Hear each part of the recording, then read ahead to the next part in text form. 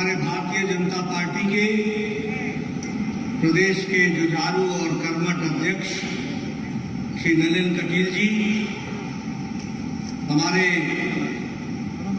राज्यसभा में साथी and national general secretary and in charge of our states, Shri Arun Singh ji, Shri Shobha Karan ji, Minister of State for Government of India, Shri C.G. Ravi ji, the National General Secretary and in charge of Goa, Shri Sunil Kumar ji, the Minister in the Government of Karnataka, Shri Kota Srinivas Pujari ji, Shri Angara ji, Minister of State for Karnataka, Shri Raghupati Bhat ji, MLA Udupi, Suresh Nayak ji, district के president और हरीश पुजारी जी, booth अध्यक्ष जिनसे मिलने का मुझे भी मौका मिला, सम्मानित मंच और इतनी बड़ी संख्या में एकत्र आए बूथ विजय संकल्प यात्रा के तत्वाधान में इस कार्यक्रम में हमारे बूथ के सभी वरिष्ठ कार्यकर्ता उपस्थित हुए हैं। आप सबका अभिनंदन है, आप सबका स्वागत है। I welcome all the booth presidents and the members of the booth committee who are here to celebrate the Booth Vijay Sankalp Yatra and also for the booth conference for which you have gathered here. First of all, it was my proud privilege today to come to Udupi and to visit the Krishna Mutt, which was established by Swami Shri Madhavacharya ji. मुझे मौका मिला उस पवित्र स्थान पर जाने का जहां श्री कृष्ण की आराधना निर्विघ्न 8वीं शताब्दी से चल रही है और जहां विभिन्न स्वामी जी का आशीर्वाद उस स्थान को प्राप्त हुआ है। ऐसे शक्ति स्थान पर, पूज्य स्थान पर, आराध्य स्थान पर जाने का मौका मिला। मैं ऐसे पवित्र स्थान को नमन करता हूं और हमारे उडुपी के कृष्ण मठ से आशीर्वाद लेकर के अपनी बात को प्रारंभ करता हूं। मित्रों, मुझसे पूर्व वक्ताओं ने आपके साथ बहुत सी बातें चर्चा में लाई हैं और उन बातों को रखा है। आज मैं अपने आप को सौभाग्य इसलिए मानता हूं, today I feel more privileged because I got the opportunity to come to Udupi. Udupi has got a special place as far as the history of Bharatiya Janata Party goes. You see, we have come to the central government many times and under the dynamic leadership of Prime Minister Modi, the NDA-led government is taking care since 2014 and here also in Karnataka we have been able to form government many times. But if we talk about the origin of Karnataka Bharatiya Janata Party and the success as far as the public support is concerned, it becomes my proud privilege to share with you that the first Udupi Municipal Council was won in 1968 and that was the gateway of South India at that point of time. So coming to this proud privileged place becomes special to me. यह मेरे लिए विशेष बन जाता है और आज के दिन मुझ जैसे व्यक्ति को जिनको ये कहने का सौभाग्य प्राप्त है, क्योंकि मेरे और वीएस आचार्य में कम से कम 25 से 30 साल का अंतर था। There was an age difference of 25 to 30 years between V.S. Acharya and me.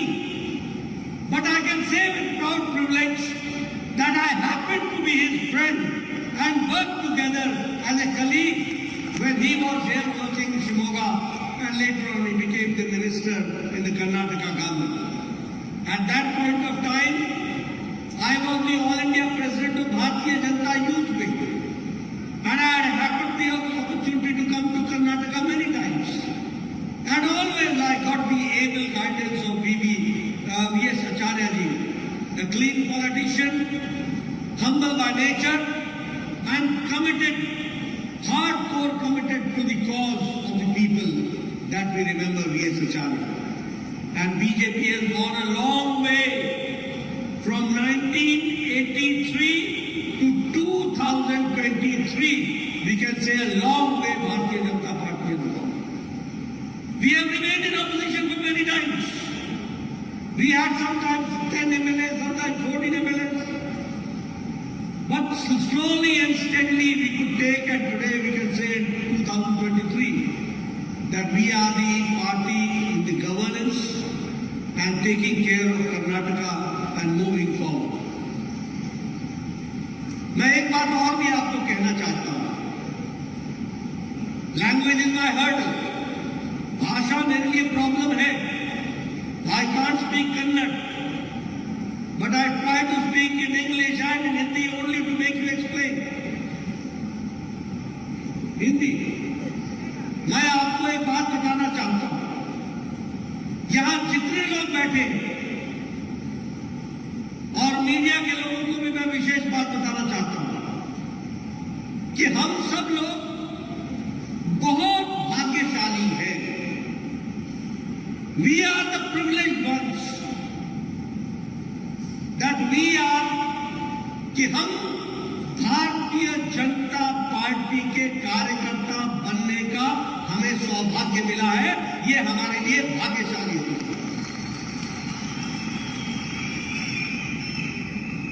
और फिर मित्रों, मैं कहने के लिए नहीं कह रहा हूं. 30 साल से ज्यादा हो गया मुझे राजनीति में. मैंने जीवन के बड़े उतार चढ़ाव देखे. मैंने बहुत से राजनीतिक दलों को नजदीक से देखा है. मैं ये कह सकता हूं, और पत्रकार भाई मेरी बात नोट कर ले, कि भारतीय जनता पार्टी देश में अकेली पार्टी है जिसका वैचारिक पृष्ठभूमि है, जिसके पास कैडर है और जिसके पास मास फॉलोइंग है. ये है तो भारतीय जनता पार्टी. दूसरी बात कि यह अकेली पार्टी है जिसकी आइडियोलॉजिकल कंसेंसस है और आइडियोलॉजिकल कंफर्मिटी है और कंटिन्यूटी है.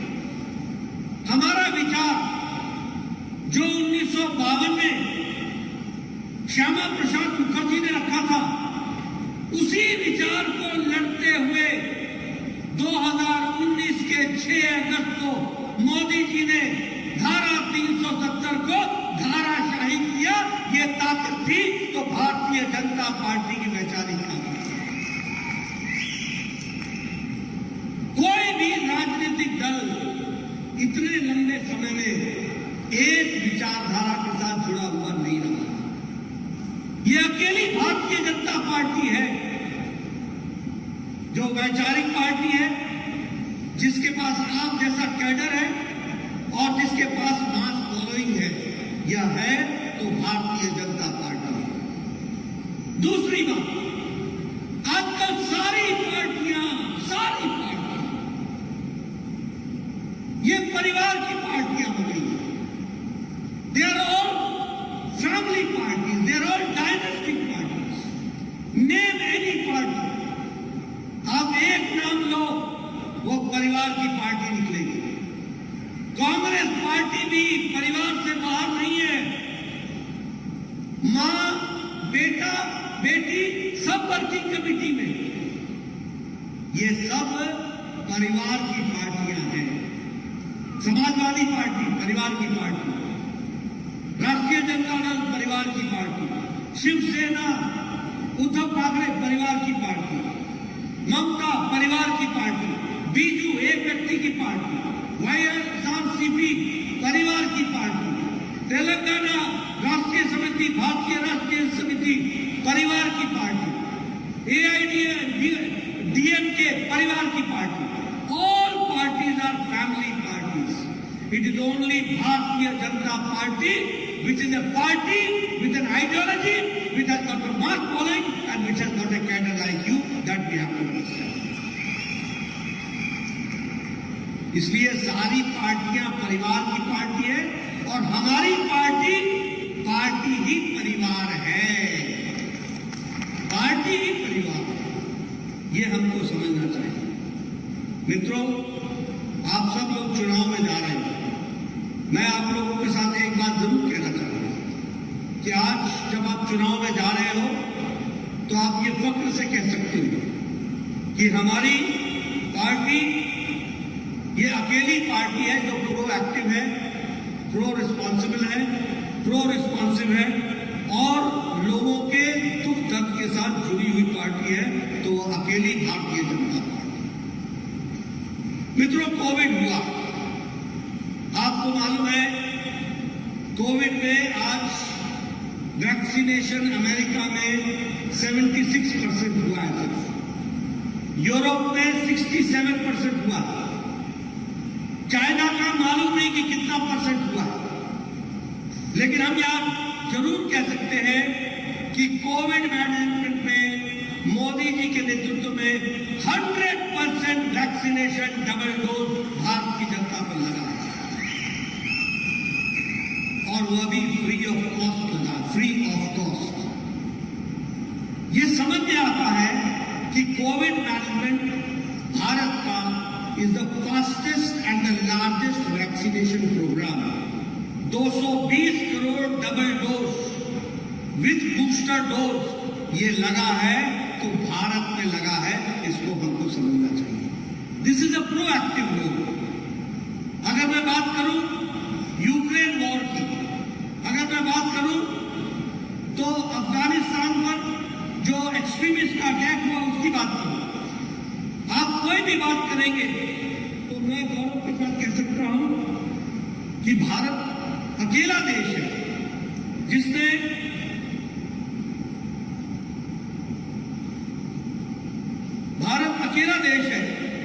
जिसने यूक्रेन की युद्ध में अपने बच्चों को बचाने के लिए प्रधानमंत्री मोदी जी ने जो तैयारी की वो किसी देश ने नहीं की।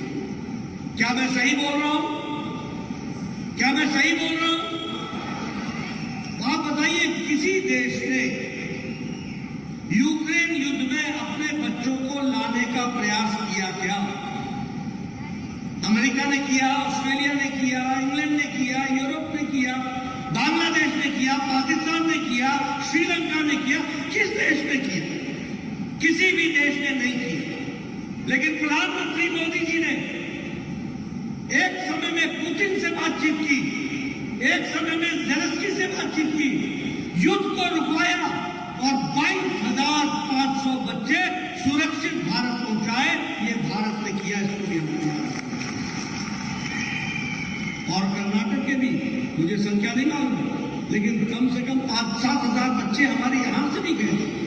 उन सबको सुरक्षित लाने का काम अगर किया तो भारतीय जनता पार्टी को किया।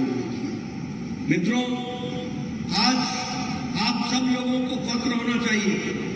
You should feel proud. इस देश को 200 साल 200 ईयर्स अंग्रेजों ने राज किया, ब्रिटिशर्स ने हमारे ऊपर रूल किया। आज आपको खुशी होगी कि इंडिया 10th इकोनॉमी से बढ़कर के ब्रिटेन को ओवरटेक करके पछाड़ के 5th लार्जेस्ट इकोनॉमी बन गई है। ये भारत बन गया है, इसको भी हमको समझना चाहिए। उसी तरीके से आज अभी जो भारत ने 470 एरोप्लेन्स जो ऑर्डर किया है, फ्रांस को ऑर्डर किया, अमेरिका को ऑर्डर किया, ये बताता है कि भारत अब छलांग लगाने वाली economy prime minister Modi ji के नेतृत्व में बन रही है। और अमेरिका भी इंडेटेड होता है, यूरोप भी इंडेटेड होता है, इंग्लैंड भी इंडेटेड होता है कि आप जिस तरीके से भारत वह निश्चित रूप से उन लोगों के भी इकोनॉमी को स्थान दे रहा है। आज इलेक्ट्रॉनिक मैन्युफैक्चरिंग में 2014 में हमारा एक्सपोर्ट 1 लाख करोड़ का था। आज 6 लाख करोड़ का इलेक्ट्रॉनिक गुड्स का हमारा करोड़ का हो रहा है। और आपसे मैं शेयर करना चाहता हूं, आप लोग भी कर्नाटक को कम जानते हो, मैं कहना चाहता हूं Karnataka is number 2 highest producer in special purpose heavy vehicle giving to the world that the Karnataka has to understand. ये कर्नाटक की स्थिति है। इलेक्ट्रॉनिक एक्सपोर्ट्स में हम 70,000 करोड़ रुपए का एक्सपोर्ट कर रहे हैं। मोबाइल फोन्स, मैं बूथ के कार्यकर्ताओं को इसलिए बताना चाहता हूं कि मोदी जी के नेतृत्व में भारत बदल गया है।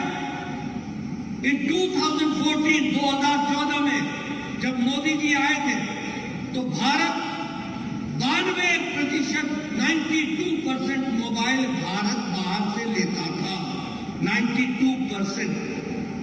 और आज 2023 में India is manufacturing 97% of mobile, 97% of mobile. और आप सबसे मैं निवेदन करूंगा, नया एप्पल का मोबाइल खरीदना, अब नए एप्पल के मोबाइल में मेड इन इंडिया लिखा हुआ है।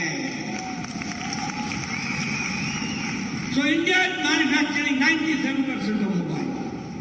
और स्टील मैन्युफैक्चरिंग में हम चौथे स्थान से दूसरे स्थान पर आ गए। Only China is ahead us, rest सारी कंट्रियों से हम आगे निकल आए हैं। यह भी हमको समझना चाहिए। फार्मास्यूटिकल्स में हमारा 138% इंक्रीज हुआ, 138%। 200 कंट्रीज को हम दवाई बेच रहे हैं और most cheap and most effective medicine are being produced in India. It is now the world's pharmacy that India has become. दुनिया की फार्मेसी भारत बन गई है, यह भी हमको ध्यान में रखना चाहिए। और एक बात सुन करके आपको और खुशी होगी, मैं शेयर करना चाहता हूं।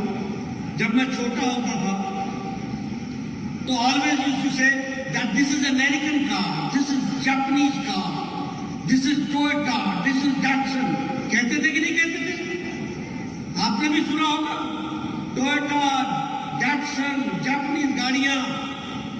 आज भारत ऑटोमोबाइल में जापान को पछाड़ करके तीसरे नंबर की ऑटोमोबाइल इंडस्ट्री इंडिया बन गया, 3rd नंबर की इंडस्ट्री। इसलिए मित्रों, एक विशेष कार्य चल रहा है।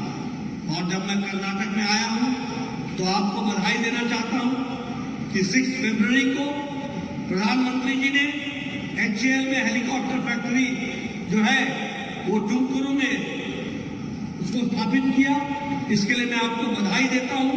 और यह अपने आप में हेलीकॉप्टर की दृष्टि से कर्नाटक में क्रांति लाएगा और देश में क्रांति लाएगा, इस बात को भी हमको याद रखना है। उसी तरीके से जो ये South India industrial corridor project Tumakuru में इंडस्ट्रियल टाउनशिप बन रहा है, उसको भी डेडिकेट किया गया है। वंदे भारत एक्सप्रेस नवंबर 11 को मैसूर से लेकर के उसको स्टार्ट किया गया और Mysore to Chennai Vande Bharat express. This Vande Bharat express ये कनेक्टिविटी का एक रेवोल्यूशनरी मॉडल है जिसको हमको समझना चाहिए, जो देश में परिवर्तन लाएगा। ऑफ कोर्स कैंपेगौड़ा हमारा international airport Bangalore 5,000 crore rupees का इन्वेस्टमेंट के साथ टर्मिनल 2 उसका भी उद्घाटन हुआ। उसी तरीके से नाथ प्रभु कैंपेगौड़ा का स्टैच्यू ऑफ प्रॉस्पेरिटी ये भी स्थापित किया गया। और इसी तरीके से कर्नाटका आज जिन प्रोजेक्ट्स को मोदी जी ने 33,000 करोड़ रुपीस जून 2022 में दिया है, वह अपने आप में कर्नाटक को दूसरी बड़ी इकोनॉमी देश में बनाने वाला है। यह भी हमको याद रखना चाहिए। It will become the second largest. मित्रों, आपके यहाँ ग्लोबल इन्वेस्टमेंट्स में 9 लाख करोड़ रुपए का इन्वेस्टमेंट हुआ है। और कर्नाटक, फिर मैं आपसे शेयर करता हूं, आप लोग कम जानते होंगे, मैं बार बार बोलता हूं, कर्नाटक फॉरेन डायरेक्ट इन्वेस्टमेंट में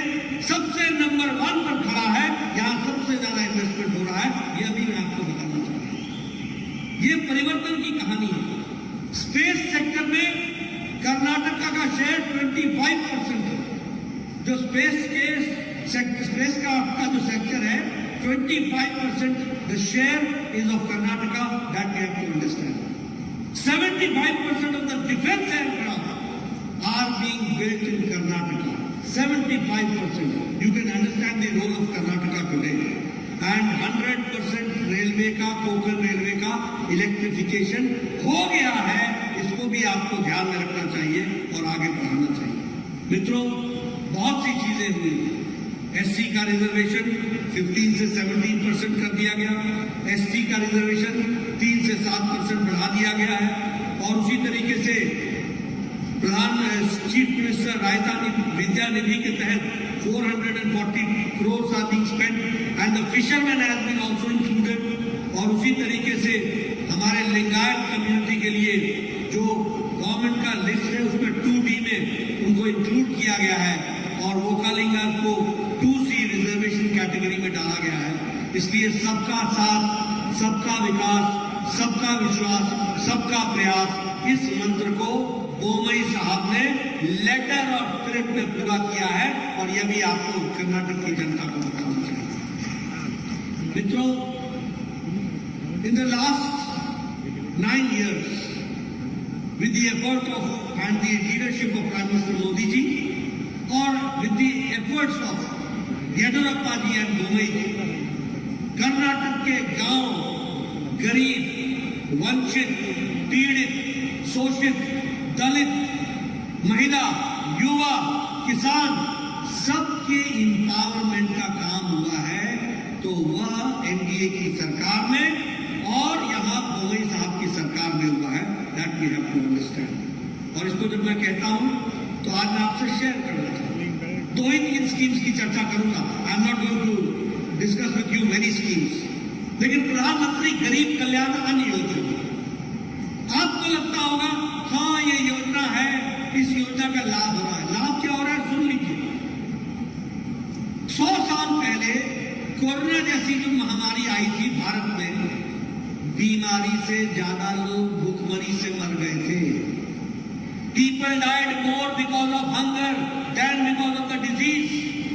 इसलिए प्रधानमंत्री जी ने 80 करोड़ की जनता को 5 किलो गेहूं या 5 किलो चावल, 1 किलो दाल दे करके उनको अति गरीबी से 1% से भी नीचे रखा है। ये इंटरनेशनल मॉनेटरी फंड की रिपोर्ट है।